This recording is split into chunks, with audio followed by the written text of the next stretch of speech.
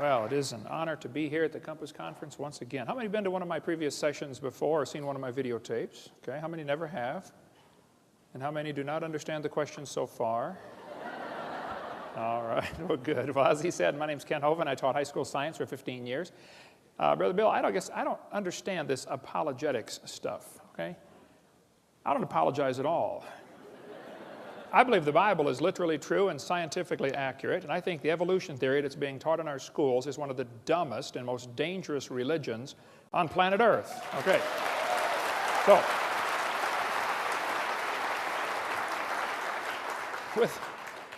with that said, let's get started. This is not my wife. That's just a picture of her. Last summer was our 31st anniversary, and we sat down and figured out how much money we've spent since we got married. We have spent all of it. And praise God, she's with me here out at the table this week. You get to see my wife. She doesn't get to travel much. She's real involved in music at our church, and so you stop in and see her. We live in Pensacola, Florida. Been there for 16 years, and we have 3 kids, one of each. And I got all my kids married off, and the dog died, so I made it. I'm home free. It's wonderful. And we got 3.5 grandkids. And for those who don't know, grandkids are God's reward for not killing your own kids when you thought about it. Hang in there. It'll be worth it all. Amen. All right. And all 3 of my kids and their spouses work in our ministry and all live right around us. God's given us an amazing staff. We got Creation Science Evangelism and Dinosaur Adventure Land. We have an awesome time down there. A museum, theme park, and science center based on creation instead of evolution. I wish there were thousands of those across the country. So at Bill's request, we're covering today more reasons why evolution is stupid. Now, let me define some terms and some positions. I believe the Bible teaches very clearly, and I believe the scientific evidence points very clearly to this earth being instantly created in 6 days about 6,000 years ago, and a great big flood about 4,400 years ago that completely destroyed the world and dropped everybody's property value to 0. And then Jesus came 2,000 years ago, and so that's the top timeline, and that's the position I take, and I believe that's true and defensible scientifically. The evolution theory says 20 billion years ago there was a big bang where nothing exploded and made everything. And then 4.6 billion years ago the earth cooled down and developed a hard rocky crust, and it rained on the rocks for millions of years and turned them into soup, and the soup came alive about 3 billion years ago. And that first life form found somebody to marry. That's a good trick, of course, and something to eat, and slowly evolved into everything we see today. I think the evolution theory is not defensible scientifically. Let's define some more terms here. Stupid. Lacking normal intelligence. Foolish. Silly. A stupid idea. Now, I was taught by my mommy, don't use the word stupid, okay? So when Bill said, preach on why evolution is stupid, I said, that's going to be easy to do, but it's going to be hard because it's been entrained in me since I was a little bitty. You know, you don't use that word. So I don't want to belittle anybody who believes in evolution here today, and I'm sure there are quite a few. That's fine. It's just not a common sense idea. It doesn't make sense. The things about evolution just simply are lacking normal intelligence. And we want to fix that today. Now, I collect science books. I taught science 15 years. I happen to love the subject. Richard Dawkins said, it's absolutely safe to say if you meet someone who claims not to believe in evolution, that person is ignorant, stupid, or insane, or wicked. Folks, there is a battle going on, okay? Whether you realize it or not, whether you understand it or not, there's a war going on in our culture. And there are 2 basic sides. One side says, God made this world, He owns it, He makes the rules. The other side said, nobody makes this world, there are no rules. And it's a real war going on, and I'm right smack in the middle of it and helping to stir it up occasionally. Okay, so let's define some more terms here. The word evolution has at least 6 different meanings. First, we'd have to have cosmic evolution, the origin of time, space, matter, the Big Bang, okay? Secondly, we'd have to have chemical evolution. That's where all of the elements evolve from hydrogen. I think that's silly. We'll talk about that in a minute. Thirdly, there'd have to be stellar evolution. The stars would have to evolve. Cosmic evolution, chemical evolution, and stellar evolution. There's a lot of stars out there. The last estimate, in 2003, the most recent estimate is there are enough stars out there right now that we know about that everybody on planet Earth can own 11 trillion of them to yourself. Those are the ones we know about. We don't know about the ones that we don't know about. Fourthly, there's going to have to be organic evolution. Somewhere, somehow, life has to get started from non-living material. Okay? Fifthly, there'd have to be macroevolution, where an animal changes into a different kind of animal. And lastly, microevolution. I object to the term, but they use it. So I believe in number 6. That happens. I think variations happen within the kinds, but the first 5 are purely religious. I think, quite frankly, they're stupid. Okay? Let's cover them here. Look at each of the first 5.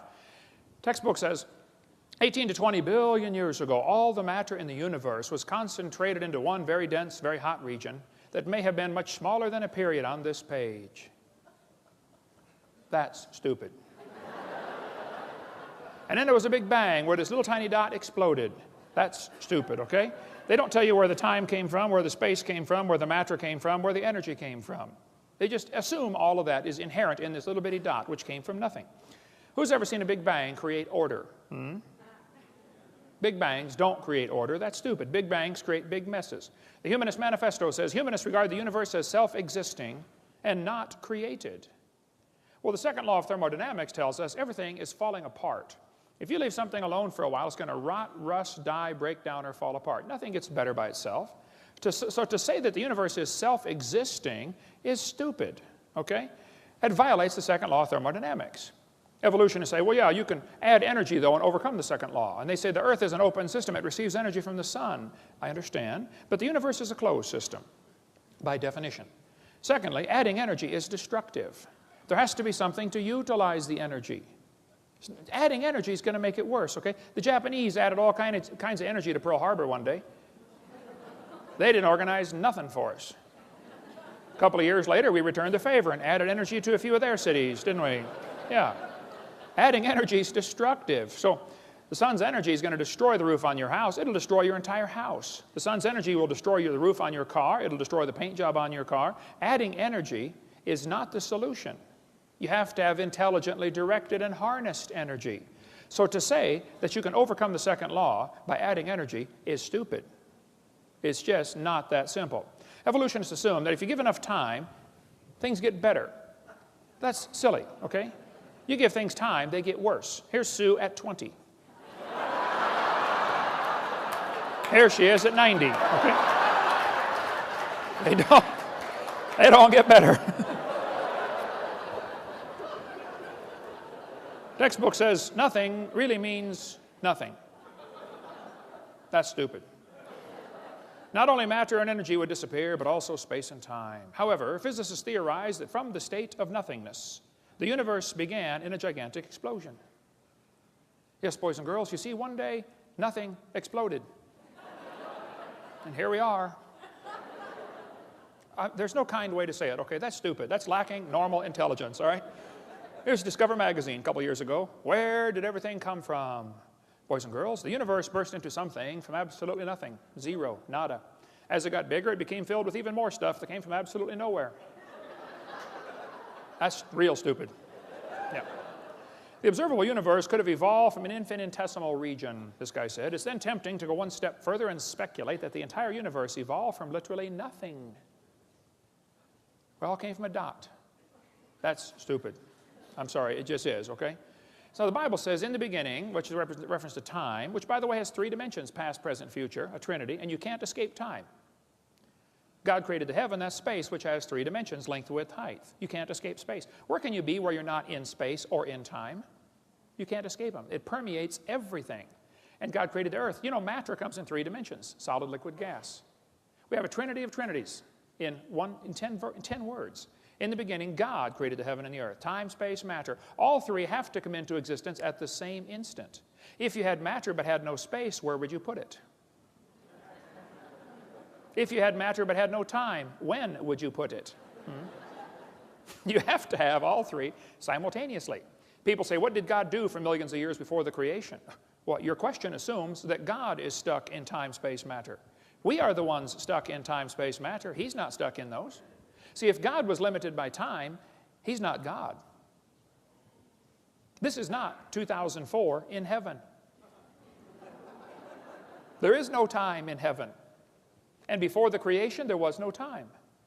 So once upon a time, there was a time when there was no time. Think about that one. Anyway. So when the textbook says nothing really means nothing, that's stupid, okay? It's just not common sense. None of these things can create themselves. Time, space, and matter cannot create themselves. They have to have an outside force, like an all-wise, all-powerful, almighty, infinite God. to create those things. Then the textbook says this little tiny dot was spinning. It spun faster and faster. Yes, boys and girls, and one day it exploded. Big bang.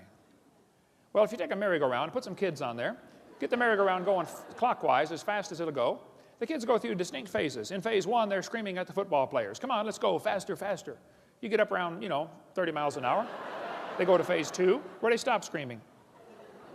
Then you get going faster, and you get around 60 miles an hour, they start screaming again. But now they're screaming, stop, stop, please, slow down. When you get up around 100 miles an hour, you enter phase four, where the kids begin to fly off the merry-go-round. Now, when the kid flies off, you notice something interesting.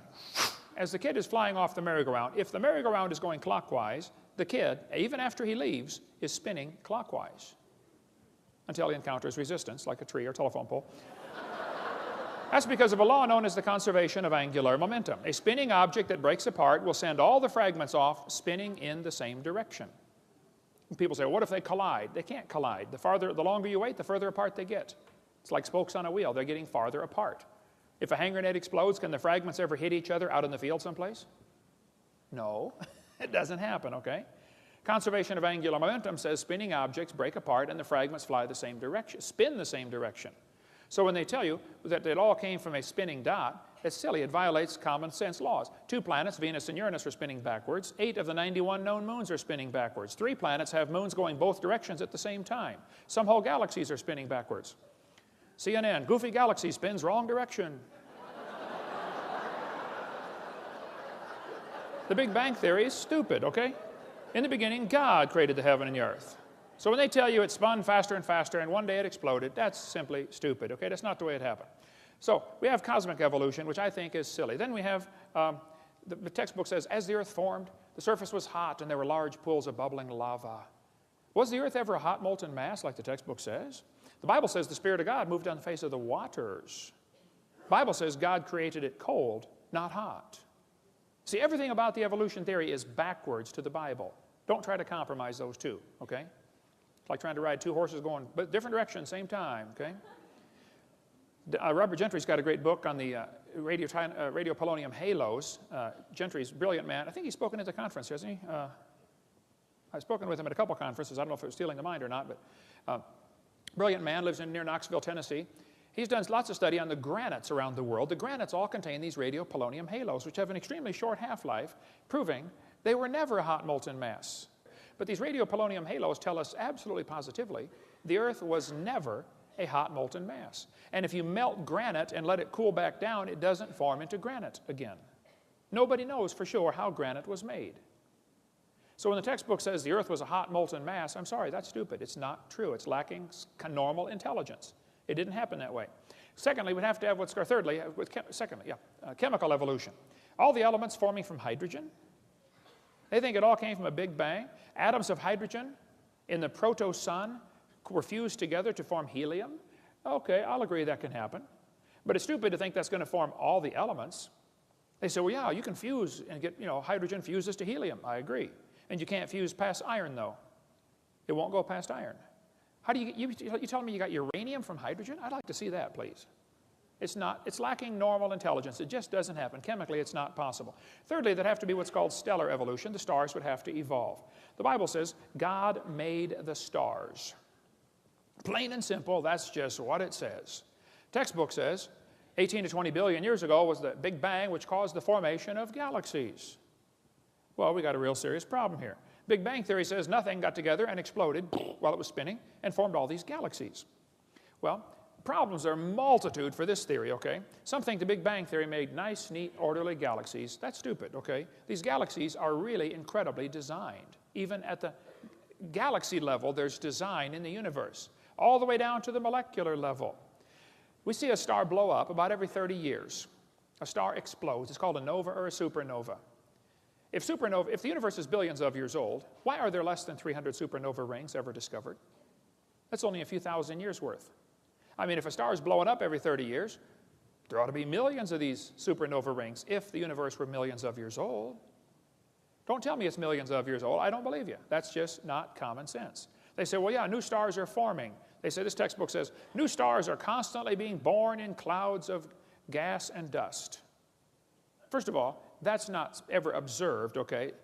silent embarrassment of modern astrophysics is we do not know how even a single one of these stars managed to form. You can't get dust and squeeze it together and make a star. There are common sense laws that overcome that, like Boyle's gas law. You try to squeeze the gas together, the pressure builds up and it drives it back apart. Nobody ever sees gases form into solids by their own internal gravitational force. So if stars evolve, star births should at least equal star deaths. And we're seeing one die every 30 years, and we're never seeing one form. One guy said, oh, we're seeing a star form right now in Crab Nebula. I said, no, you're not. He said, yeah, we are. I said, no, you're seeing a spot getting brighter. You see a spot, and it's getting brighter, and you're assuming a star is forming. Well, duh, it could be a dust cloud is clearing in front of it. It could be another Big Bang going off, a supernova going off out there. All you're seeing is a spot getting brighter. You're assuming it's making a new star. Nobody's ever seen a new star form. Some people think if we lose stars every 30 years and never replace them, this will eventually lead to having 70 sextillion stars. Yeah, you keep spending money, pretty soon you'll be rich. That's stupid, okay? It just is stupid, okay? Some of these planets are cooling off. They're constantly losing their heat, okay? And the textbooks is telling us they're millions of years old, billions of years old. You can't just keep cooling off and cooling off. Pretty soon it's cooled off. I mean, if you walked into a room and found a cup of coffee sitting on the table and I said, don't touch the coffee, that's hot. And you said, well, whose is it? I said, I don't know, it's been sitting there for 400 years. That's stupid, okay? Jupiter has a moon called Ganymede, which has a very strong magnetic field. Scientists are kind of perplexed by this because the magnetic field indicates a hot molten core, and yet Ganymede should have cooled off billions of years ago. Why does Ganymede still have a hot molten core and a strong magnetic field? To say it's billions of years old is stupid. It's just lacking common intelligence. Saturn has rings around it, but the rings are constantly expanding. They're moving away from the planet. To say they're billions of years old is stupid. They can't be billions of years old. They would have been dissipated by now. They're not billions of years old. The moon is going farther away from the Earth every year. We're slowly losing the moon. Now, this is going to be complicated, so listen carefully. As the moon goes around the Earth, it's gradually getting farther away. It's spiraling out about 3 inches a year. So that means that it used to be closer. Well, if you bring the moon in closer, you start to create a problem, you see, because the moon causes the tides. Now, you folks here in Denver probably don't worry about the tides. But in Pensacola, you worry about the tides, okay? Well, if you brought the moon in closer, you'd create a serious problem because there's a law called the inverse square law. If you bring the moon into 1/3 the distance, you take the 1/3, inverse it, square it, it's 9 times the gravitational pull. If you run all the math on this, you'll find 1.2 billion years ago, the moon was whizzing around just above the surface of the Earth. That explains what happened to the tall dinosaurs. They got moon.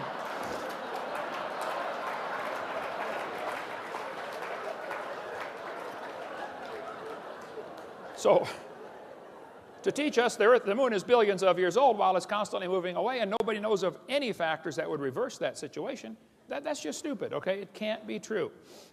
Organic evolution is the 4th stage. That's where life gets started from non-living material. The Bible says God created the living creatures. And there are folks who simply don't want God telling them what to do, bottom line. God, leave me alone, stay out of my life. Okay. So they got to figure out a way how life got here without involving a supernatural intelligence creating it. The Bible says God created it. This textbook says the history of life on earth began approximately 3.5 billion years ago. How this occurred and has been and will continue to be a topic for inquiry. Let me give you the Hovind translation. It's okay to inquire how life evolved. It is not okay to inquire whether it evolved. That's stupid. Is this education or indoctrination? Hey kids, we know life evolved. Now you got to try to figure out how it happened. How about if we even question, did it evolve? Oh no, you can't question that. You cannot question that. We know it evolved. Now just figure out how it happened. That's not education. That's indoctrination. Urey and Miller in the 1950s wanted to know how the Earth and solar system had come to be. At the bottom it says, he never proved how life originated. He did add evidence to the theory that life could have started by itself. Life started by itself. That's stupid, okay? Life cannot start by itself. This textbook says, swirling in the waters of the oceans is a bubbling broth of complex chemicals. Progress from a complex chemical soup to a living organism is very slow. That's stupid. Can you believe they cut down a tree to print that book? Where's Al Gore when you need him? Yeah.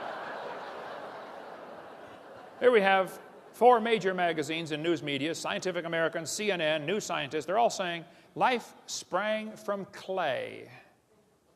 Yes, a piece of clay created life. Well, that's stupid. Now, I think God could take clay and create life, okay? But the clay can't create life from itself. Major difference here, okay? Textbook says, students are taught that life evolved from non-living materials, like this one. Many important events occurred during the Archean era, the most important of which was the evolution of life. Progress from complex molecules to even the simplest living organism was a very long process. Yes, boys and girls, you see, long ago and far away. They hide it in antiquity. Well, if you just imagine, you go back far enough, it happened. Oh, yeah, I must have. This one says, between 4 and 3.8 billion years ago, living cells emerged. There's no record of the event. That's stupid, okay? The first self-replicating systems must have emerged in this organic soup. Yep, we all came from soup. Now that's stupid. I'm sorry, it just lacks common sense. Ernst Haeckel said, he knew that spontaneous generation must be true, not because it had been proven in the laboratory, but because otherwise it would be necessary to believe in a creator. Ah, now we're getting to the truth. Well, I'm sorry, Ernst. That's a stupid way to look at life, okay? Have scientists really produced life in the laboratory? Well, they want you to think they have. What they did, they took a series of glass tubes and beakers and flasks and hooked them all together and made 4 gases go through there: methane, ammonia, water vapor, and hydrogen. Notice, there's no oxygen. They didn't want oxygen in there. They excluded oxygen. They said, well, maybe the early Earth had what's called a reducing atmosphere, no oxygen present. Well, then they said, at the bottom of the flask, it collected stuff that was rich in amino acids. That's stupid. It was not rich in amino acids by a long shot. What they did, they took 4 gases, excluding oxygen. Major problem, because they had to leave oxygen out, because if anything tried to get together, it would oxidize. You know, you cut a banana open, lay it on the table, it turns brown, it oxidizes. You don't paint your car, it rusts, it oxidizes. So they took oxygen out. The problem is, you got to have oxygen. See, ozone is made from oxygen, and ozone blocks UV light. So if you take away the oxygen, now the UV light destroys your ammonia, and that's one of the other gases you're trying to use. So you cannot get life to evolve without oxygen. And you cannot get life to evolve with oxygen. And the Earth has always had oxygen. All the experiments are showing that there's no proof of this reducing atmosphere. There's far more oxygen in the past than anybody ever imagined. We find in general no evidence that the Earth had an oxygen-free atmosphere. That's what all the scientific experiments have shown. So life cannot evolve with oxygen. Life cannot evolve without oxygen. And yet they're teaching us life evolved from non-living matter. I'm sorry, that's just stupid. It had to be designed, created by a really smart designer. This textbook says there was 0% oxygen on the Earth, but the rocks absorbed it. That's stupid. They filtered out the product in this experiment. Miller and Urey, in their experiments, had the stuff going through this series of tubes. And when it got to the bottom, they drained it off because they didn't want it to go through the electric spark chamber again because the spark would tear it apart. They said it's like 100,000 times more likely to destroy it than it was to create it. So they had to protect the goo that they created at the bottom. That's not realistic for nature. I mean, if they're saying life evolved in some warm little pond from lightning strikes, that's just not common sense. Because the lightning strike's 100,000 times more likely to tear it apart than it is to put it together. Go check out your little pond after lightning strikes. See how many frogs are surviving. Yeah. What he actually made was 85% tar, 13% carboxylic acid. Now, both of those are toxic to life. He made 2% amino acids, and only 2 of the amino acids were made. There are 20 different amino acids. It's like making 2 letters of the alphabet accidentally by dropping toothpicks and saying, wow, look at this. Nobody writes books. Here's how they're formed. Duh. These amino acids bond with tar and acid much more quickly than with each other. Amino acids are like letters of the alphabet. They're building blocks to make words, and you got to have words to make paragraphs and paragraphs to make books. What he actually made in the experiment was the equivalent of a couple of letters. 2 of the letters. And half of them were backwards. Now you really got a problem. Because the smallest proteins have 70 to 100 of these amino acids in precise order, and they're all left-handed. What's the chances of dropping toothpicks out of an airplane and creating letters on the ground 70 letters in a row, all facing the right way, all spelled correctly, just to make one paragraph. The chances are 0. It's not going to happen. Now, if you believe it will, that's great. I admire your faith, but don't call it science. And don't make me pay to put that in the schools like it's part of science. Okay, you go start yourself a private school and teach that junk to anybody that wants to pay and come learn it. This is America, the land of the free and the home of the slave, so, or whatever. So, now, DNA and RNA are all right-handed molecules, and hundreds of these have to combine in the right order, and they unbond in water much faster than they bond. And as far as I'm concerned, folks, the oceans are completely full of water. Brownian motion is going to drive them apart. It is not common sense to say scientists have made life in the laboratory. It's just stupid. They haven't even come close. I was in a debate one time, and this one student in the Q&A time said, Hovind, what are you going to say if scientists ever make life in the laboratory? What are you going to say then? I said, well, first of all, I would like to point out they're a long ways from it. They're nowhere close to creating life. They can't even get just a couple of these amino acids to combine. Can't even make a protein. He said, well, you're right. I said, now, to answer your question, I guess I'd have to say, if a bunch of intelligent scientists get together and create life in the laboratory, that would prove it takes intelligence to make life. Which is what I've been saying all along.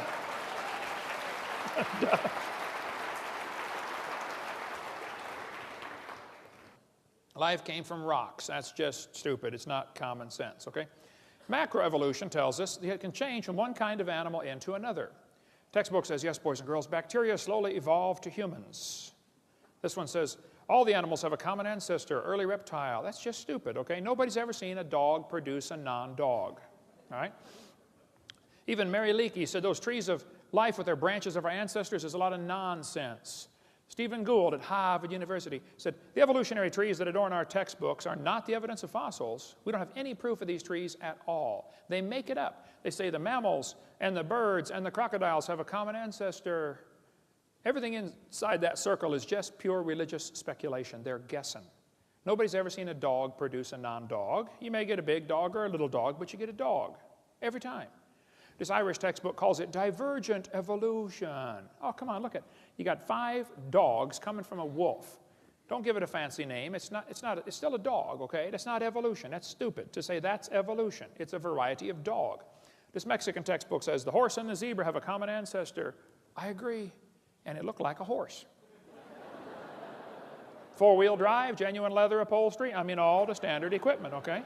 There's a lot of kinds of cows in the world, probably 15 different major varieties of cows, and they might have had a common ancestor. A cow.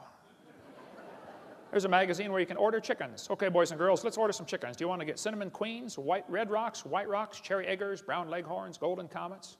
But then the magazine says, jungle fowl are the original bird from which all varieties and strains of domesticated chickens are derived. Did you know all the chickens had a common ancestor? It was a chicken. Some say, well, that's evolution. No, I'm sorry, that's stupid, okay? It's a variety of chicken, right? There are 8 kinds of bears in the world, and they might have had a common ancestor, a bear. So to take these observations we see, like dogs and wolves having a common ancestor, and saying that is conclusion that we all have a common ancestor, I'm sorry, that's just stupid. It lacks common intelligence, right? Textbook says the horse evolved from a 4-toed horse. What they don't tell you about this is the first one had 18 pairs of ribs. It's a meat-eating animal still alive today in East Africa and Turkey, okay? It's about smaller than a fox. It's not a horse. It's not even related, okay? The next one had 15 pairs of ribs. The next one has 19. They just picked these animals and arranged them in order, okay? The horse evolution series is stupid. It's never observed today. There's a huge variety of horses today. We got big horses and little horses right now.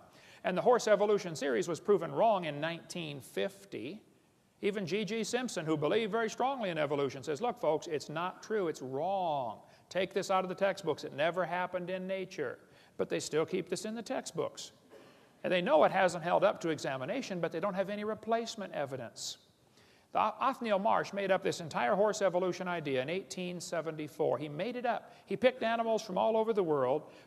Modern horses are found in layers with the so-called ancient horses.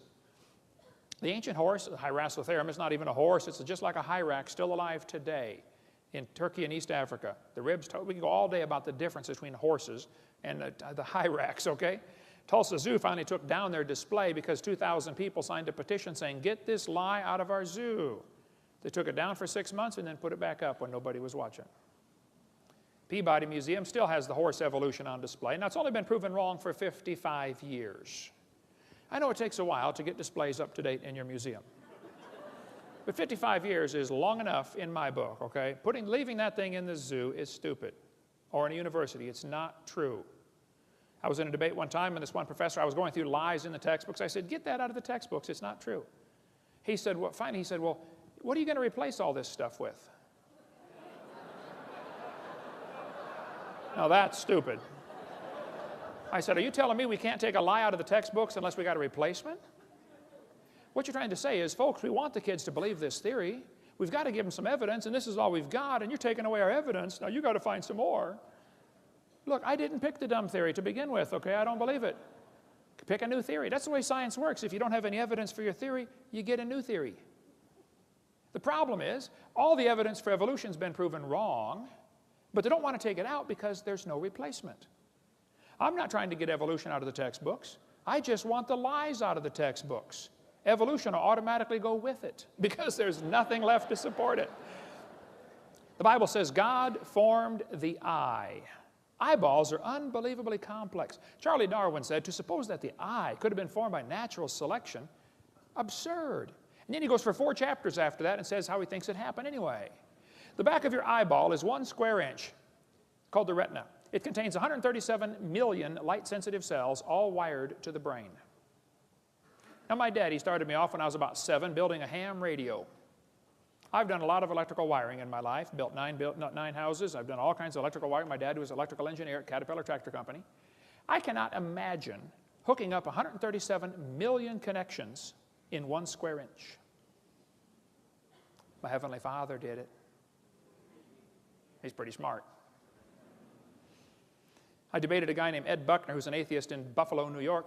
He said the human eye is an example of poor design. I said, why would you say that, Ed? He said, well, the eye is wired backwards. I said, what do you mean? He said, well, the blood vessels are in front of the retina. I said, yes, I know that. I taught biology and anatomy. He said, well, the octopus has a much better eye because their blood vessels are behind the retina. I said, well, Ed, let me explain something to you. We live in the air. Okay? Air is a very poor insulator for UV light. Okay? So your eyeball has the blood vessels in front of the retina because that's your body's last defense against ultraviolet light. Now, octopus live in the water. Okay? Now, water blocks UV light. See, we have eyes designed for living in air, and they have eyes designed for living in water. Now, if you want to swap eyes with an octopus, you just enjoy yourself, but that's stupid, okay? You're going to be blind in a few weeks, all right? What they're trying to say is, well, God wouldn't do it this way, so it must have evolved. That's a silly argument for evolution. They're trying to say poor design is proof of evolution. Porsche made a car one year. It was just a poor design. You could not get the spark plugs out without taking the motor mounts loose and lifting the motor up. That's a poor design. So does that prove nobody designed the Porsche? No. And they look at the human body today and think we are a poor design. I say, first of all, fellas, you need to stop and consider something. What you're looking at right here is a copy off of a copy, off of a copy, off of a copy, off of a copy, off of a copy, off of a copy, off of a copy, off of a copy of Adam. This same gene code's been copied so many times, it's amazing we can stand here and talk about it, okay? You're not looking at the original by a long shot, okay? This one is a poor example of the original. Getting worse, too, by the way, much poor example. Oh. It's stupid to say that poor design is evidence for evolution. The eyeball is so complex, you can walk into a room and look around the room, and in 1 second, your eye picks up enough information to keep the Cray computer busy for 100 years analyzing everything you picked up. Fastest computer in the world. This textbook says the complex structure of the human eye may be the product of millions of years of evolution. That's stupid. The eyeball had to be designed. This textbook shows the kids a reptile eye and a bird eye. And it says, boys and girls, right here, you must picture or imagine how evolution happened. Yeah, we can line up these eyes. Can't you just imagine how one changed to the other? No, The first debate I ever did. They called me up from University of West Florida. I'd just been in Pensacola for 6 months, and I've been writing letters to the editor about the evolution in the newspaper there. And boy, I stirred up a hornet's nest. I do that everywhere I go. Anyway, the university called me up and said, hey, would you like to come debate one of our professors? I had never had a debate in my life except with my wife, and I lost those every time. How many know what I'm talking about? Come on, get your hand up, you coward. Put your hand up. Well, so I did. I said, what do I do? I don't know anything about debates. They said, you send us 30 questions, and he'll send us 30 questions, and we'll pick them out of the hat. I said, okay. I sent the question. I said, an owl has a cylinder-shaped eyeball like a tin can, like a telescope. The owl cannot move his eyes in his head like you can. They're not round. They're can-shaped, cylinder-shaped. He's got like a little telescope. When he's looking at you, okay? He has to turn his whole head to look at something. Now, it gives him a disadvantage. He can't move his eyes, but the advantage is he can read the newspaper at the other end of the football field. If he could read and he cared what's going on. I said, now, most eyes have a round eyeball. This one has a cylinder-shaped eyeball. Would you please explain to me how this evolved? And how did the bird see in the meantime when it was partway cylinder and partway round? That question never came up, but anyway. So when they're telling you the eyeball evolved, it's just stupid, okay? It's not common sense, okay? Michael Behe is not a young earth creationist, but he's got a great book out called Darwin's Black Box. I highly recommend that book if you want to study the complexity of things in nature. For instance, every little bacteria swimming around has at least one hair on it called a cilium. That little hair is attached to a rotary engine in the bacteria's skin. That little engine is so tiny that 8 million of them would fit on the stump of a human hair. Cut your hair off, 8 million motors will fit on a stump. Yet it turns 100,000 RPM and stops in 1/4 revolution and goes backwards 100,000 RPM. I've done a little bit of motor work. I've had 128 cars in my lifetime. I've rebuilt the motors, the differentials, the wobbleator shafts, the Newton valves, the high-speed muffler bearings, filled the headlight fluid. I know how to work on cars, okay? I can't imagine building a motor that would turn 100,000 RPM. And they think this little bacteria motor happened by chance? As things get smaller, the fluid they're swimming through feels thicker. It's called a viscosity problem, okay? So a bacteria swimming through his little world is about like a human swimming through peanut butter. And that little bacteria, turning that little motor on the back of that thing, can swim the equivalent of a human swimming 60 miles an hour through peanut butter. We've got a model of this thing in our museum.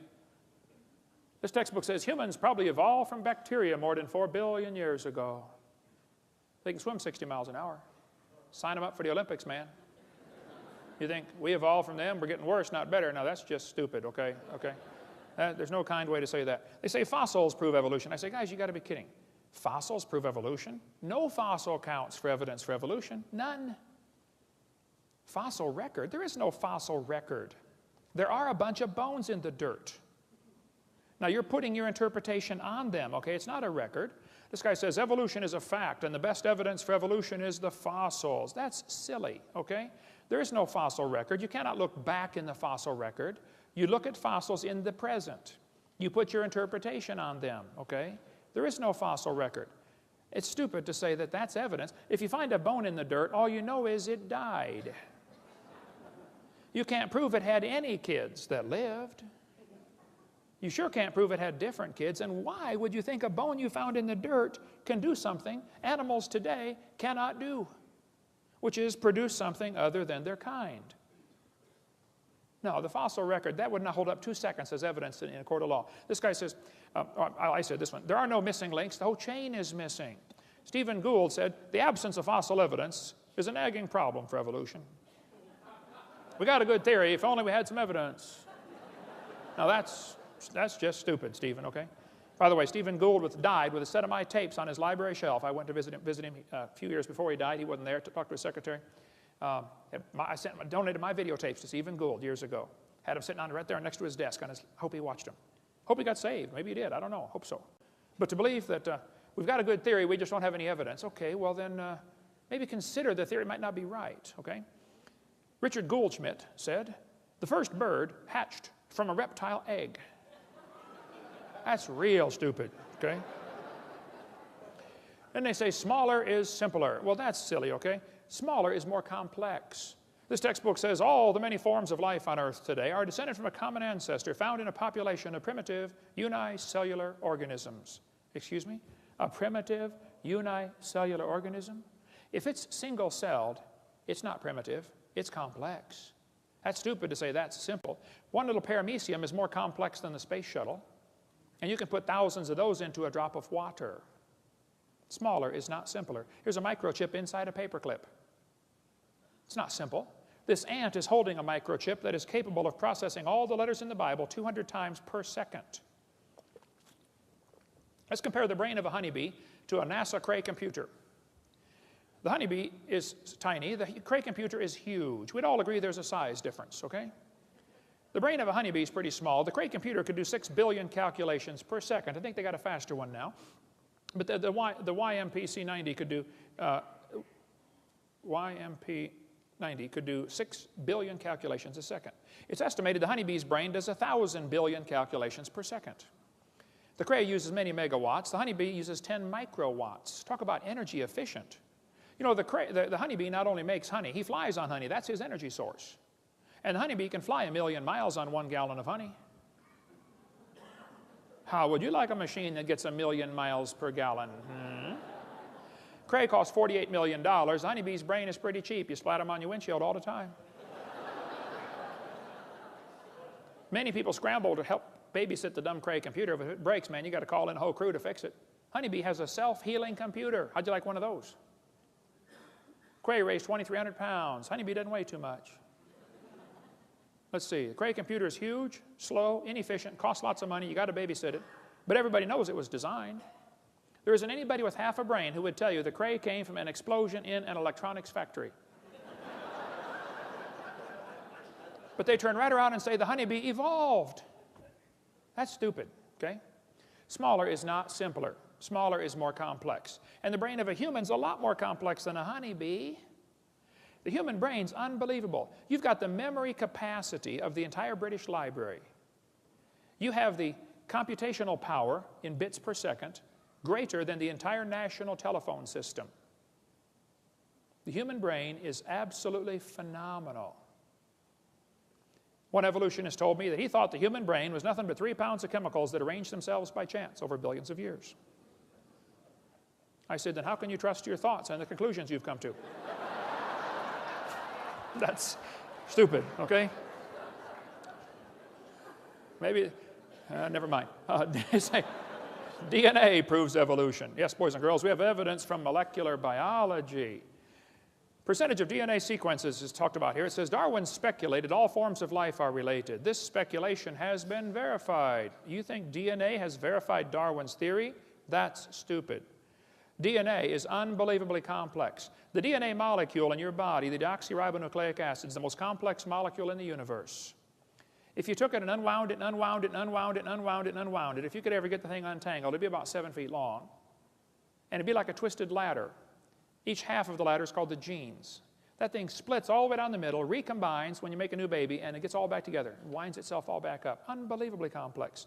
The average person has 50 trillion cells in their body. The DNA from all, if your entire body's DNA would only fill 2 tablespoons, but if you tied them all together, it would reach from Earth to the moon and back. 5 million round trips out of 2 tablespoons. If you typed out the code found in your DNA, when you got done typing that incredibly complex code, you'd have enough books to fill Grand Canyon 40 times. You think that happened by chance? Well, the probability of just one DNA coming by chance is 1 in 10 to the 119,000th power, which is a big number, when you consider the entire visible universe is 10 to the 28th inches in diameter. DNA happened by chance? I'm sorry, that's stupid. Now, you might not like the idea of there being a creator because that means you might have to answer to that creator someday. Okay, well, I can't help you then. I did a debate at Embry-Riddle University a couple months ago, 3 against 1, 3 professors against me. It was a slaughter. Those poor guys, I felt so sorry for them. Oh, man. The next day, the student who organized the debate said, would you guys like to do that again? I said, no. After the debate, we had a Q&A time, and one of the kids said, I believe evolution's a fact. I said, well, let me ask you a question, son. Suppose, just suppose, creation was true. Suppose I'm right. Suppose there is a creator. And he owns this place. I mean, he made it, he owns it. Just suppose, okay? And he makes the rules. I said, would that change your lifestyle any? He said, what do you mean? I said, well, suppose the Creator gave us a book like the Bible that says, thou shalt not commit adultery. Don't lie, don't cheat, don't steal, no lust, no fornication, no pornography. Is this going to change your lifestyle any? He said, yeah. I said, well, then tell me, have you accepted the evolution theory because you really have some evidence, or because you like the freedom from God? He said, well, I've accepted it because I'm horny. I said, thank you, son. You may sit down. Folks, there is no scientific reason to reject the Bible. There is no scientific reason to accept the evolution theory. None. Now, you might have a reason to accept the evolution theory because of your lifestyle. Well, then I can't help you, okay? But let me tell you, God created the heaven and the earth. God's going to come back and be the judge of this world one of these days. And if you haven't trusted Jesus Christ, His Son, to forgive you of your sins, you're in serious trouble. You're going to stand before God in trouble. You say, well, I'm a pretty good person. Oh, yeah? You ever lied? How many have ever told a lie? Put your hand up. You're doing another one. Okay. Bible says, 10 Commandments, thou shalt not steal. How many ever stole something? Come on, you already told me you're a liar. Put your hand up, okay? Well, that's just 2. We already know we're all a bunch of lying thieves, okay? You think, people say, well, God's going to judge my good works against my bad. Who on earth told you that? Go to the judge and say, Judge, I only murdered 1 person. Look at all the people I didn't murder. Surely my good works outweigh my bad. You better think that one through. And God will say, okay, I won't send you to hell for your good works. I'll send you there for the bad ones. How about it? What if you died today? We're going to cover in the next session a bunch more reasons why evolution is stupid, and it is. But I think Satan is using this theory to blind people, to give them a placebo. Oh, I've got an answer to life. I know how we got here, and God didn't do it. It's absolutely a stupid idea. And Satan's laughing at you for believing in it. And I got probably, as Bill said, he wanted 100 more reasons why evolution is stupid. I started going through that thinking, I don't think I can trim it down to 100. There are thousands of reasons why it's stupid. It just lacks normal intelligence. You know, it's common sense to look at something, when you find something designed, if I find a cell phone in the dirt, it's logical to say, somebody must have designed this. I don't have to see the designer. It's just logical, there must have been a designer, period, okay? When you're walking through the woods and you find a painting hanging on the tree, it's just logical to say, you know, somebody painted it, even if you can't have any evidence of who did it. The painting is proof of the painter. The creation is proof of the Creator. And if you're here today and you're not saved, the Bible says you're going to hell. You say, I don't believe in hell. You can go to hell without believing in it. That won't affect God at all, okay? If you're not saved, that's why we do this. Our ministry is called Creation Science Evangelism. We stand without apology. The Bible's true. And we want to use the evidence for science and creation to evangelize. If you're here and you're not saved, I want to talk to you. I'm not going to call you stupid to your face. But evolution is a stupid idea. Now, if you believe it, wise up, okay? Quit believing that stuff. We'll be glad to show you how to get saved after the meeting. Thank you so much. It's an honor to be back here again, teaching on more reasons why evolution is stupid. We probably could do a series, Bill, of 20 hours on this topic. But we only got 1 more hour, so we'll get done as quick as we can here. Why evolution is stupid. We left off in the last session talking about DNA, deoxyribonucleic acid, the most complex molecule in the universe. To say that formed by chance is just plain stupid. But let's suppose it did. Chromosomes are the most complex molecule there is, and penicillin only have 2 of these chromosomes, these DNA strands. So they must have evolved first, and then slowly over millions of years, they got some more chromosomes and turned into a fruit fly. They have 8. Very slowly over millions of years, they developed more chromosomes and became a tomato, or possibly a housefly. They're twins. It's very tough to tell the difference between these 2. And then slowly evolved into a pea, and then over millions of years, it became a bee. Now there you can see the similarity. Pea, bee, very similar, okay? And slowly, over millions of years, we had triplets. Either the possum, the redwood tree, or the kidney bean came first. I'm not sure. Tough to tell them apart, folks. They all have 22 chromosomes, you know. There's, let's see, possum, tree, kidney bean. Let's see, possum, kidney bean, evolution. Oh. And then slowly, over millions of years, we evolved enough chromosomes to be a human. Here we are with 46. If we can just get 2 more, we're going to be a tobacco plant. I know some already smell like it. Sometimes I'll get on the elevator and I'll say, man, you're evolving, you're way ahead of me. And maybe someday we'll have enough to be a carp. And it probably won't happen in my lifetime, but maybe star date 349572, we'll have enough chromosomes to be a fern. Why don't they talk about the chromosome number as evidence for evolution? They tell the kids 20 kinds of amino acids, that's true, make up all the proteins. It says, explain how this fact supports the idea that all life shares a common ancestor. Well, that's like saying all the books in the library have the same 26 basic letters. That's a good point. You see, boys and girls, that proves they all evolved from Morse code. No, teacher, somebody wrote those books, okay? That's just stupid to say that the fact that we all have 20 amino acids is proof we're related. See, the reason God designed it where we all have the same basic amino acids that make up the proteins is so that the brown cow can eat the green grass and give the white milk, and I can drink it and get the blonde hair. See, if we didn't have all the same basic building blocks, we could only eat each other. Think about it. Well, let's talk about evolution. I believe the hamster evolved first. They only live about 2 years. And then slowly, this is based on longevity now, slowly evolved into a cat and then a canary. They're very similar. You can see the lifespan. And then a dog and a chimpanzee. They're slow. This is the real order of evolution. Humans are near the top. Turtles actually live slightly longer than humans, so they're probably the most evolved species on Earth. Or maybe we should arrange animals in order based upon their top speed. The peregrine falcon is the most evolved animal in the world. Below that's the cheetah, then the antelope, the coyote, the ostrich, all the way down to the garden snail, 0.03 miles an hour in high gear. Or maybe we should arrange the animals in order of how they evolve based upon their gestation period, how long they're pregnant. Elephants are the most evolved. They're pregnant 21 months. Hamsters only half of a month, 15 days. Maybe we should arrange the animals in order based upon their body weight. The blue whale's the most evolved. The shrew at 1/4 ounce, the least evolved animal. I mean, they just make up these charts to say how we evolved. They say the humans and the orangutans are 96% similar in their DNA. And that proves a common ancestor 15 million years ago. Well, now hold on a minute. Barney Maddox was the leading genome researcher on the DNA project. He said, folks, the difference between the human and his nearest relative, the chimpanzee, is at least 1.6%. He said that doesn't sound like much, but calculated out, that's a gap of 48 million nucleotides, and a change of only 3 nucleotides is fatal to an animal. There is no possibility of change. They used to think we were 98.4% similar.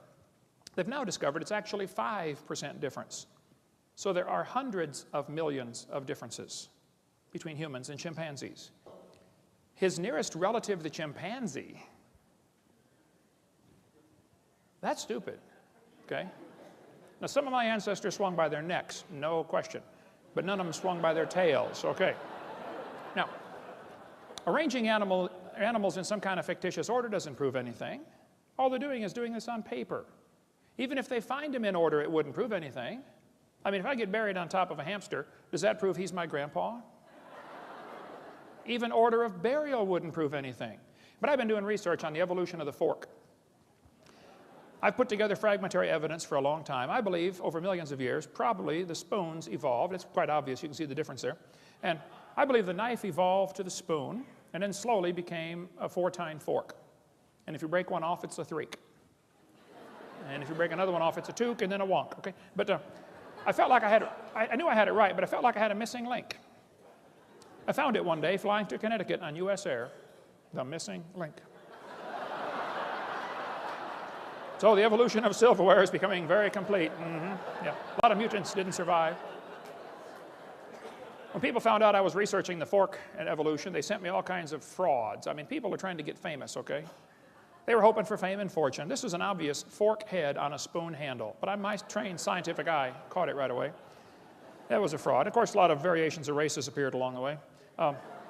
Look, you can turn a cat to a cot to a dot to a dog, changing one letter at a time. You can play around with this for a while and turn yourself into a fool if you're not careful. Yeah. Now they tell the kids dinosaurs turned to birds. The Bible says the birds are made on the 5th day, Reptiles made on the 6th day. Did you know everything about the evolution theory is backwards to the Bible? Every single thing is backwards. The Bible says man brought death into the world. Evolution says death brought man into the world. The Bible says God created man. Evolution says man created God. It could not be more opposite. This guy says, dinosaurs are alive as birds, scientist says. Oh, wow, scientist says. Well, that's proof of something, isn't it? That's stupid, okay? Dinosaurs are not alive as birds, okay? Textbook says birds are the descendants of dinosaurs. Yeah, all you got to do is put a few feathers on him and give him a shove, man. It's not that hard. Man. They say Archaeopteryx is proof of evolution. Archaeopteryx is the missing link. Yes, boys and girls, there it is, the missing link. Archaeopteryx is a bird. A 100% bird, a perching bird. Now, textbook says bird feathers evolved from scales that protected the dinosaurs. You think feathers evolved from scales? That's stupid, okay? Feathers are incredibly complex. Scales are folds in the skin. They attach to the skin differently. They develop from different genes on the chromosome. They're both made out of keratin, and that's where the similarity stops. Feathers did not evolve from scales. There's no similarity at all. I like to show this to evolutionists. This is, as far as I know, the world's largest rock group. And I'll say, now guys, do you think there's any chance that George Washington's face could have appeared on the rock, just by chance? Do you think the wind could have done that with abrasion or exfoliation or thermal expansion of the rock or erosion? I mean, what caused his face to appear on the rock? They'll say, well, that was designed by a guy named Borglum, and he built it. I say, right. Now I'll say, guys, do you think that George Washington himself, the real person, happened by chance? They'll say, oh, yeah. I said, wait a minute. You don't think his face could appear on a rock by chance, but you do think his entire complex anatomy with 50 trillion cells and probably 20 redundant interlocking systems happened by chance. Are you dumb in any other area? Had to be designed, man. They tell the kids in the textbooks, plants adapted to their environment. Yes, gills are an adaptation to living in water. Oh. Why don't they use the word designed? And by the way, how did the fish live before they adapted the gills? Oh, well, you see, for millions of years, they all died. None of them lived. Oh. That's stupid, okay? Gills are not an adaptation to living in water. They're designed for living in water. But they don't want to use the word design because then some kid's going to say, who's the designer? They don't want to deal with that question. They somehow think all you got to do is get the molecules together and add energy and you can make life. Oh, let's try that. Let's put a frog in a blender and turn it on. In a matter of seconds, you will have frog nog. You will have all of the molecules required to make a frog in one place. Right? Now you can put it on puree, you can nuke it, microwave it, zap it, hook jumper cables to it. I don't care what you do to it. How long? You can add all the energy you want. How long will it take to reassemble the frog? It's not going to happen, okay? Putting molecules together and adding energy does not create life. That's stupid, okay? It has to be designed. They say homology proves evolution. I don't think so. Yes, boys and girls, one of the evidence is homologous structures. They'll say, you've got 2 bones in your wrist, the radius and the ulna. Yeah, look at this. The dolphin has 2 bones in his flipper. Wow. It says right here in the textbook, these homologous structures provide evidence that these animals evolved from a common ancestor. They do this in all the textbooks all over the country, all over the world, actually. Yes, boys and girls, this is comparative anatomy. Comparative anatomy provides further evidence of evolution. The commonalities suggest that these and other vertebrate animals are all related. They probably evolved from a common ancestor. That's stupid. They probably have a common designer. The same guy designed them all. Not a common ancestor. Then they say we've got evidence from development. Yes, boys and girls, the human embryo, as it grows in the mother, has gill slits, they say. Darwin considered this the best evidence in favor of his theory, made up by a guy named Ernst Haeckel, who called it the biogenetic law. Their phrase back then was ontogeny recapitulates phylogeny. In other words, the baby developing in the mother goes through the stages of evolution: fish, amphibian, reptile, mammal, farm, F-A-R-M. Well, the idea that sick mind Freud relied on was the idea that ontogeny recapitulates phylogeny. What? This textbook says, the presence of fish-like structures in embryos of different species shows these animals evolved from fish and share the basic pattern of fish development. It's as if the embryo retains a memory of its origins and copies them during its development. This is stupid. They say the baby has gills like a fish. Humans do not have gills like a fish, okay? Those little folds of skin develop into bones in the ear and glands in the throat. They never have anything to do with breathing, okay?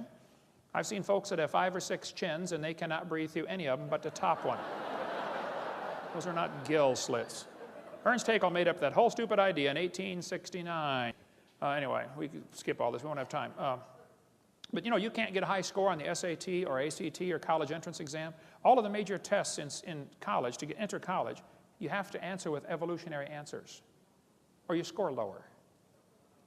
Huh, interesting. I got all the 2004 tests and looked at them. They're teaching this all over the place, that the embryo has gills. It's stupid. It was proven wrong in 1875. Get it out of the books. It's not true.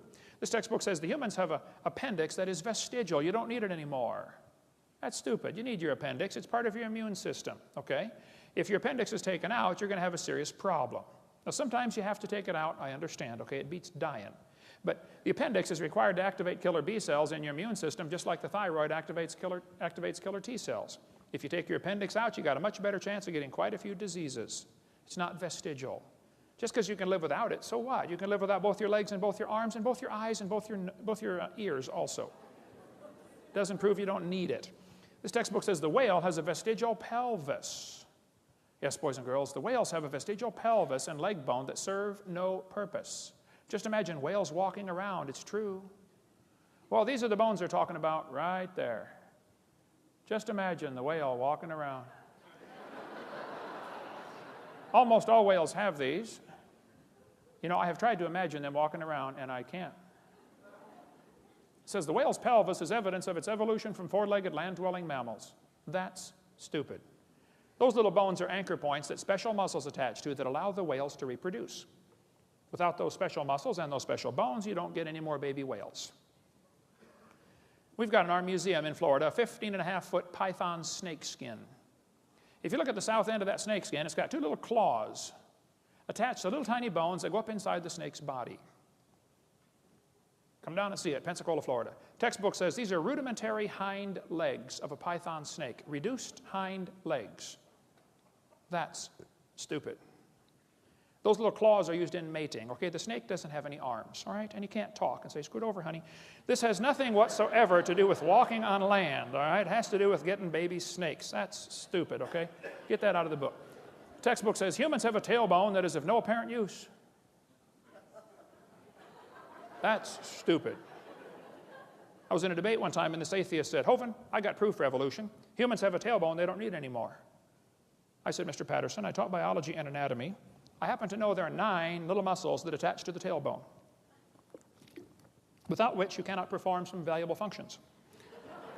I won't tell you what they all are, but trust me, you need those muscles. I said, now, I said, Mr. Patterson, if you believe the tailbone is vestigial, I, Kent Hovind, will pay to have yours removed.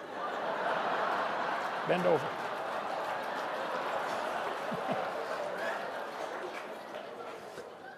He did not volunteer. Textbook says the coccyx is a small bone at the end of the human vertebral column. It has no present function and is thought to be the remainder of bones that once occupied the long tail of a tree-living ancestor. This is what your kids are being taught in school, folks. Look, I hate to say this, but the problem in the textbooks is not fixable in the short term. Get your kids out. The ship is going down. Get them out.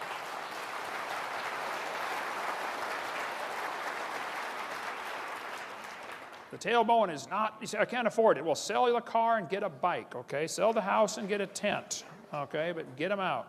Okay. Tailbone is not vestigial. This one says the Colorado River, over millions of years, the Colorado River carved the Grand Canyon from solid rock.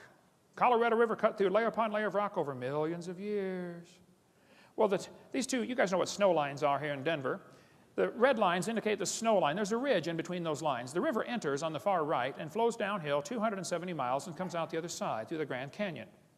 If you do a schematic view, it looks like this. The river is 2,800-foot elevation when it enters the canyon. The ground goes up as high as nearly 8,000 feet, 8,500 feet above sea level. A couple things to consider about this. The top of the canyon is higher than the bottom. The river only runs through the bottom. The top is higher than where the river enters the canyon by 4,000 feet. Rivers don't flow uphill. There is no delta. Nobody knows where the mud is that washed out of there. That river did not make that canyon. Grand Canyon's a washed out spillway from a couple of big lakes. So when the textbook says the Colorado River carved it over millions of years, that's stupid. Unless they got a river that flows uphill, doesn't work. Textbook says, boys and girls, the layers of rock are different ages. This one's 70 million years old. They say the layers of rock are different ages. Now hold on a minute. All over the world, petrified trees are found standing up connecting these rock layers. If you get petrified trees standing up connecting a bunch of rock layers, I don't think it's logical to say the layers are different ages. How long does a dead tree stand up around here in Denver before it falls over? 4 or 5 years? No, these layers are not different ages. It's just not possible. That's stupid. Okay, the layers all formed during the flood in the days of Noah.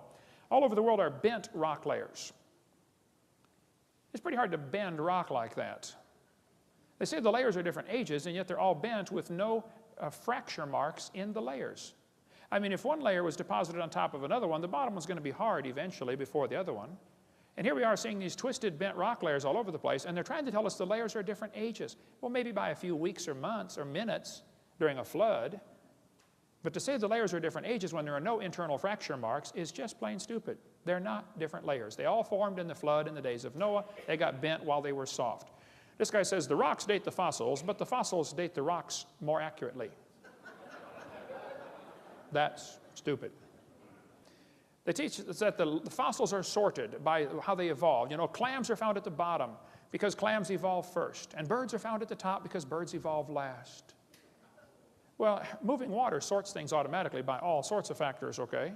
Actually, maybe fossils are sorted based upon their habitat. It could be the clams are found at the bottom because they're already at the bottom when the flood starts. That's where they live. Maybe they're sorted based upon intelligence. As far as anybody can figure out, clams aren't too bright. Maybe they're sorted based upon mobility. Did you know clams can't run very fast? Maybe they're sorted based upon body density. Maybe it's a combination of all those. Don't tell me they're sorted by evolutionary process. That's stupid. They look at erosion marks like a Bryce Canyon and say, oh yeah, it took millions of years. See all that erosion? Wow, millions of years of erosion. Oh, wait a minute. That's a pile of dirt in my backyard. Here's millions of years of erosion along a highway built a few months ago. Ancient seabed. Look at all the, buttes sticking up there and pillars and columns. Oh, millions and millions of years of erosion. All you got to do is fly out west and look out the window of the airplane once in a while, and you'll see huge erosion marks all over the place. The very simplest things could not evolve. There's an excellent, very simple book, so cute. We sell it in our ministry, called Exploding the Big Bang, Could a Box Evolve? Could just a cardboard box evolve? And there's a whole chapter explaining how cardboard boxes are made. Is it possible that a cardboard box could evolve?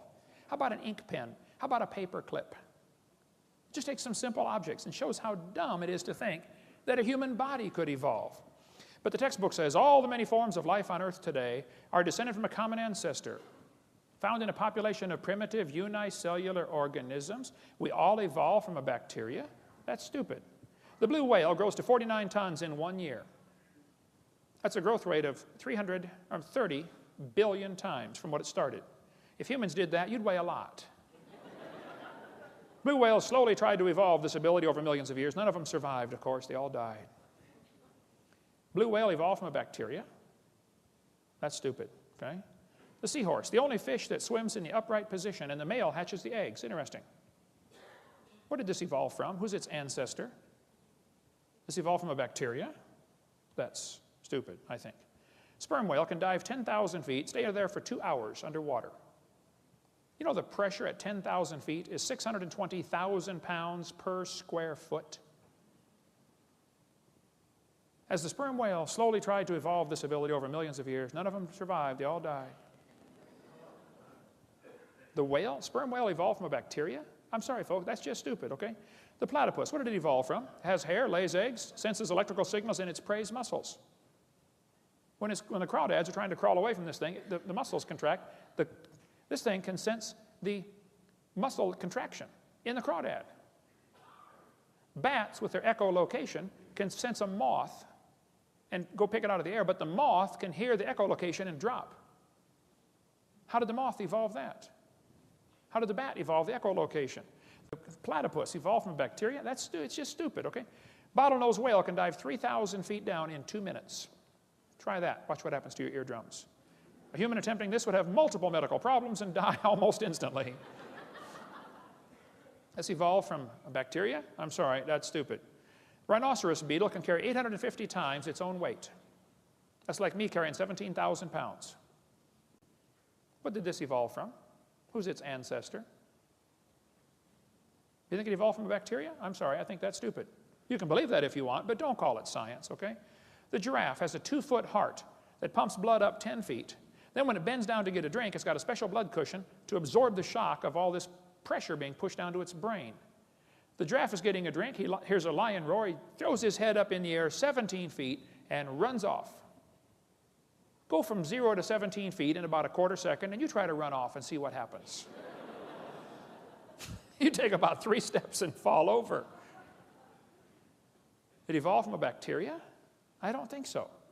The woodpecker has a tongue that goes in the back of his head, goes all the way around, anchors in his left nostril. No other bird has a tongue anything close to the woodpecker's tongue. What did it evolve from? Who's its ancestor? It has shock absorbers around its brain to absorb the shock. The woodpecker can peck the tree, back its head out, open its eyes, focus on the tree, close its eyes, and peck again. If it had its eyes open when it pecked, its eyeballs would pop out. It can open its eyes, focus, close them, and peck like, 40 times a second? Where did it evolve from? From a bacteria. I think that's stupid, okay? The beaver, amazing animal, has its teeth that the outside is hard, the inside of the teeth are soft. Every time they chew, they wear off the inside of the teeth, which means the outside is always sharp. Self-sharpening teeth. Pretty slick. It's an engineer of amazing ability. The beaver can cut down a tree limb and swim across a river. Here he is carrying something with a heavy drag. He's swimming. He's compensating to know that he ends up in the right spot without being carried downstream by the extra drag of this branch. Yeah, for millions of years, they all got washed downstream and died. None of them survived, yeah. Came from bacteria. I just think that's stupid, okay? The golden plover goes to Alaska, lays its eggs, puts on 70 grams of fat, raises the babies for a few weeks, and then it takes off and flies 88 hours nonstop to Hawaii. It burns 1 gram of fat per hour. It's only got 70 grams. It needs 88 grams to make it. So they fly in V formation, and they're always switching who's the leader. The leader takes the brunt of the airflow. All the rest of them save enough energy that they land in Hawaii using only 70 grams of fat. Several weeks later, the babies take off from Alaska and fly to Hawaii. They've never been there.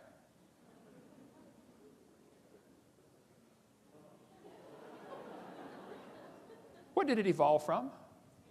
How did it make it? Evolved from a bacteria. I think that's stupid, okay? I think it was designed. Dragonfly is the most amazing insect on the planet, I think. They have the best eyes of any insect. They have up to 30,000 eye lenses. They can see almost all directions. They can fly frontwards and backwards. They can fly 20 miles an hour. They spend a year to a year and a half, 2 years as a larva. Then they develop into adults. Just study the dragonfly. It'll blow your mind. Evolved from bacteria? I think that's stupid, okay? Then they talk about carbon dating as proof for evolution.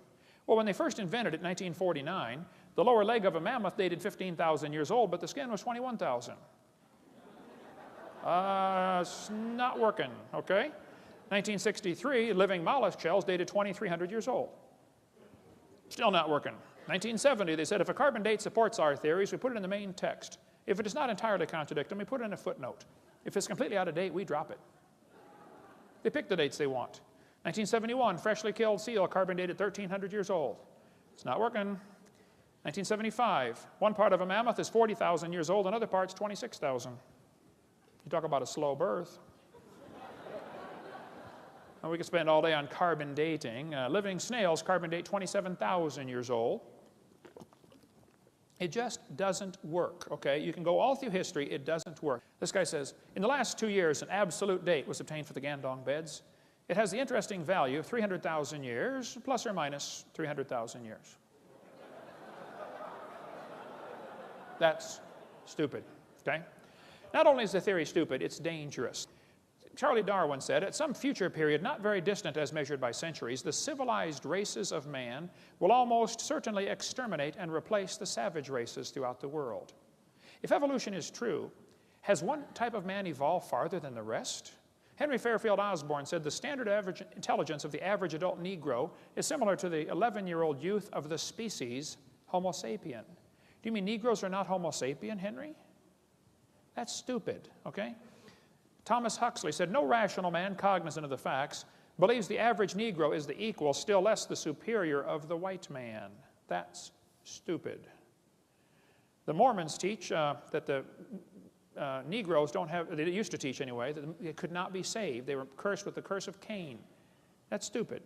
Ernst Haeckel said the mental life of savages rises little above the higher animals, especially the apes, with which they are genealogically connected. Their intelligence moves within the narrowest bounds, and one can no more or no less speak of their reason than that of the more intelligent animals. These lower races, such as the Vedas or Australian Negroes, are psychologically nearer to the mammals, apes or dogs, than to civilized Europeans. We must, therefore, assign a totally different value to their lives. That's stupid and dangerous. But if you've seen the movie Quigley Down Under, where they called Quigley down to come shoot the Aborigines, that's exactly what was happening. They were killing Aborigines. They thought the Australian Negroes were inferior. These two folks went down there to collect skulls from museums. Article right here says, the New South Wales missionary was a horrified witness to the slaughter by mounted police of a group of dozens of Aboriginal men, women, children. 45 heads were boiled down, the best 10 skulls packed off for overseas. They killed them to get their heads for museums to show evolution. 1904, World's Fair was held in St. Louis. 2,000 primitive people were put on display to show evolution, how that the pygmies slowly evolved to the modern white man. Oda Benga was taken away from his wife and 2 kids and put in a cage with chimpanzees. He was a pygmy from Africa. He went insane and killed himself. Theodore Roosevelt thought the Indians were an inferior species because he thought they hadn't evolved as far. You won't understand what happened to the Indians until you realize what happened with the evolution theory teaching this stuff, that some of the races are more important than others. Roosevelt said, I wish the wrong people could be prevented entirely from breeding. He thought the Indians, the immigrants from Europe, Scotland, Ireland, or the Orient were a threat to American society because they were inferior. How many of you have ancestors from one of those places? See, you're inferior. Yeah. 1871, Congress scrapped all treaties with the Indians because they thought, they're just animals, that they hadn't evolved as far. You ought to read about the Trail of Tears. Of course, evolution came out way before 1859 with Darwin's book. Darwin just made it popular. It's stupid to teach that Indians or anybody else is inferior. Comrade Stalin went to a Christian school as a kid. He read Darwin's book and became an atheist. Darwin's book changed his life forever. Comrade Stalin killed between 60 and 100 million of his own people. You ought to read any of the books by Alexander Solzhenitsyn. Somebody gave me one once, said, well, Hovind, you got to read this book, The Gulag Archipelago. I said, man, this thing's 900 pages. He said, well, just read the first 5. I said, okay. 3 days later, I finally got to go to bed. I said, man, that was an awesome book. I couldn't put it down. It's stupid to say that somebody's inferior because of their skin color or something else. During World War II, the Germans overran Poland from one side. The Russians overran them from the other side. They captured all the Polish officers and executed them. The Russians finally admitted this, that 14,700 Polish officers were executed at one forest. They put hoods over their head and shot them in the back of the head because they thought they were Poles. They were inferior. That's stupid and dangerous. Pol Pot, the leader of Cambodia, the Khmer Rouge, killed a third of his entire population because he thought he was trying to speed up the process of evolution. That's stupid. Read about the killing fields or Khmer Rouge, what happened over there. When Mao Zedong took over China, they killed 60 million people when he took over China. He wanted to speed up the evolution process. It's stupid, folks. Adolf Hitler's mind was captivated by evolutionary thinking, probably since he was a boy. Evolutionary ideas lie at the basis of all that is worst in Mein Kampf. Hitler thought the Jews were criminals because they were breathing air and drinking water and eating food that belonged to the blonde-haired, blue-eyed Aryans. He said, nature does not desire the mating of weaker with stronger individuals, even less does she desire the blending of a higher with a lower race. Adolf Hitler's book, Mein Kampf, talks about racial crossing all over the place. Higher races. Who's a higher race, Adolf? Hitler thought the blonde-haired, blue-eyed Norwegians were close to pure Aryan. Did you get all that? The blonde-haired, blue-eyed Norwegian. Vorden står det till idag. Ja, sure. Hey there, fella. Ufta. And he thought the Germans were mostly Aryan. The Mediterraneans are slightly Aryan. The Slavics are half Aryan, half ape. Orientals are slightly ape. Black Africans are mostly ape. And Jews are close to pure ape. That's the list Hitler was working off of. He hated the Jews. He also hated the blacks. Olympics were held in 1936 in Germany. Jesse Owens, the black American athlete, won the most gold medals. Hitler said, it's not right to make my men race against this animal. Well, Hitler, that's stupid. He's as much a man as you are, probably more. Textbook says you're an animal. Kids, don't you buy that for a second. That's stupid. You're not an animal. I've seen some look like it, okay? I've seen some act like it. You're not just an animal. You're made in God's image. You're going to answer to God one of these days for everything you've ever said or thought or done. Arthur Keith said, evolution is unproved and unprovable. We believe it because the only alternative is special creation, and that is unthinkable. We don't want to believe this theory. Well, that's a stupid reason to go to hell, because you don't like the theory of that God might have made the world. Julian Huxley said, I suppose the reason we leapt at the origin of species was the idea of God interfered with our sexual mores. That's stupid. The Bible says they did not like to retain God in their knowledge. God gave them over to a reprobate mind to do things which are not convenient. That's dangerous. But can you imagine if God gave up on you? Wow. Maybe you're here today. Somebody dragged you here and said, oh, you got to come to this meeting. I want you to come. And you believe you came from a rock 4.6 billion years ago because that's what you've been taught in school. God is not willing that any should perish. But to accept the idea that you came from a rock and to reject the idea that God created this world, it is stupid, okay? I'm sorry. There's no kind way to say it. The Bible says God cannot lie. He promised, whosoever shall call upon the name of the Lord shall be saved. Now that's smart. That's the deal of the century, the deal of a lifetime. God says, here, I'll take all your sins, throw them as far as east is from the west, and I'll give you my righteousness on your account. On account of you don't have any. That's what I did 36 years ago. I said, Lord, I'm a sinner. He said, you can say that again. I said, Lord, I deserve to go to hell. He said, you can say that again too. I said, but Lord, I want you to save me. I want you to forgive me based on what Jesus did. Wow, he did. He'll do the same for you. Let's summarize here. God made this world. He owns it. He makes the rules, and we're guilty of breaking his rules. He told us pretty clearly, don't lie. We've all lied. Don't steal. We've stolen. You can read the whole list and find out we're guilty. We're going to have to be punished or find a substitute. And that's where Jesus comes in. 36 years ago, I asked the Lord to come in my heart and save me. What if he died today? Where would you go? If you're not sure you're saved, you ought to think about it. You're going to be dead for a long time. I mean, a really, really long time. And if you're not sure you're going to heaven, I think it's stupid to get out on that highway. Have you seen the way they drive here in Colorado? Man, you have got some rednecks moved out west here, folks. I'm telling you what. I'm going to die someday. I'm going to try to make it the last thing I do, but it's going to happen. It's going to happen to you too. All you get's that little bitty dash between two dates. My recommendation would be you take your little dash and say, Lord, you can have it. You can do something with it. What are you doing with your little dash? The guy who's third in the nation in racing motorcycles got saved in my seminar. He came to next year when I was preaching up there in Connecticut. He said, hey, Brother Hovind, I'm so excited. It's great living for the Lord. He said, let me take you to breakfast tomorrow. I said, that'd be great. He said, I'll bring one of my bikes. You can test drive it. I said, okay. I've got a Honda 250.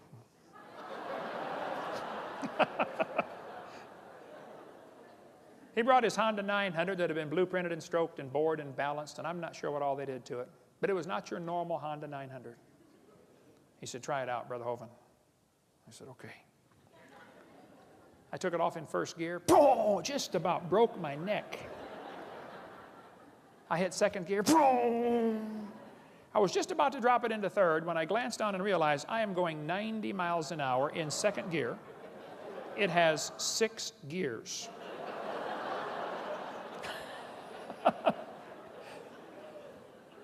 I brought it back. I was shaking like a leaf.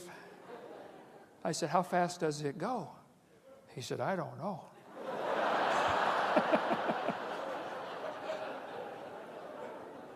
But guess what he wants? A faster bike. Hey, the people that have 80 pairs of shoes in their closet, do you know what they want? More shoes. People that have a big house, guess what they want? A bigger house.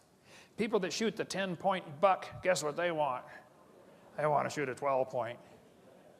People that have $1 million in the bank, guess what they want? More.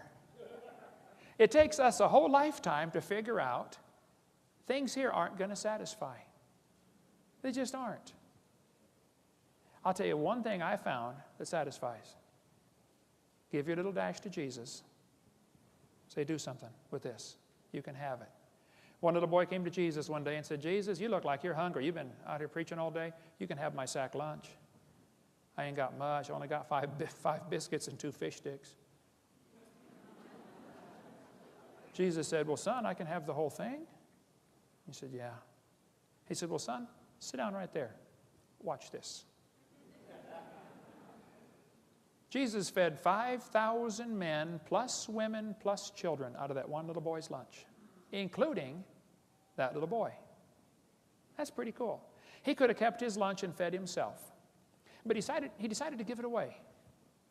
And he still fed himself and 20,000 more people, plus brought home 12 baskets full of fragments. You just can't beat a deal like that. Now, you can save your little life and use it for yourself if you want. That's your prerogative. I don't care what you do. You can work hard, make a bunch of money, and die rich. Okay. You're going to die either way. Or you can give your little dash to Jesus. Say, Lord, would you do something with this? Some of you need to start a ministry. I'll tell you what, Denver needs a creation museum.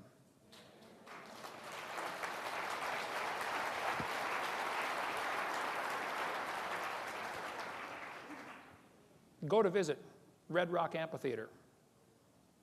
I went up there one day and there's all these dinosaur footprints on the hillside. How many have been up there? Red Rock Amphitheater, you know the dinosaur footprints? I stopped up there looking at these dinosaur footprints on the hillside, and this old man was standing up there. He's looking at them, you know. Pretty soon a school bus stopped. And a bunch of kids got out. And this old man walked over and said, hey, boys and girls, I'm a member of the club called Friends of the Dinosaurs. Let me tell you about these dinosaur footprints. He said, millions of years ago, dinosaurs were walking along the beach, and they left their footprints, and they hardened. And then over millions and millions of years, the mountains lifted up, and now the footprints are at an angle like that. After the kids got on the bus and left, I said, hey, do you own this property? He said, no. I said, well, who does? He said, well, this is state property. I said, now, do you get paid to do this, to give these tours to the kids? He said, no, I just volunteer my time. I said, so you don't own the property, and you just volunteer to do this? He said, yeah. I said, okay. Next school bus stopped.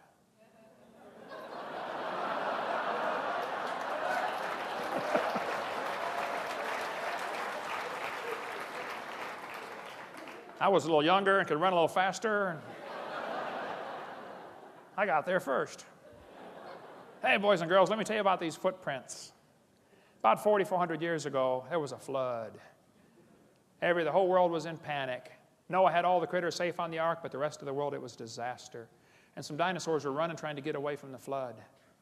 And these footprints got covered up with mud and preserved. And then during the last part of the flood, the Bible says in Psalm 104, the mountains arose, the valleys sank down, the water rushed off. And these mountains formed about 4,400 years ago in the flood.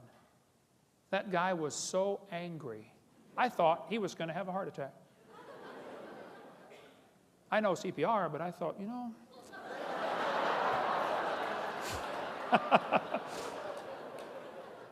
If you're a Christian, what on earth are you doing, for heaven's sake? Everybody ought to find something to do. People say, Hovind, did God call you to start a ministry on creation? I don't know. I never got a letter or a phone call. It just needs to be done. Now, kids, you go to sleep. You won't understand this. Kids, you may go to sleep. Parents, you'll understand. You know, mom can wash the clothes, dry them, fold them, and set them by the bedroom door. The kid comes in and doesn't even see them. How many know what I'm talking about? Now, come on. Didn't you see those clothes? Uh-uh.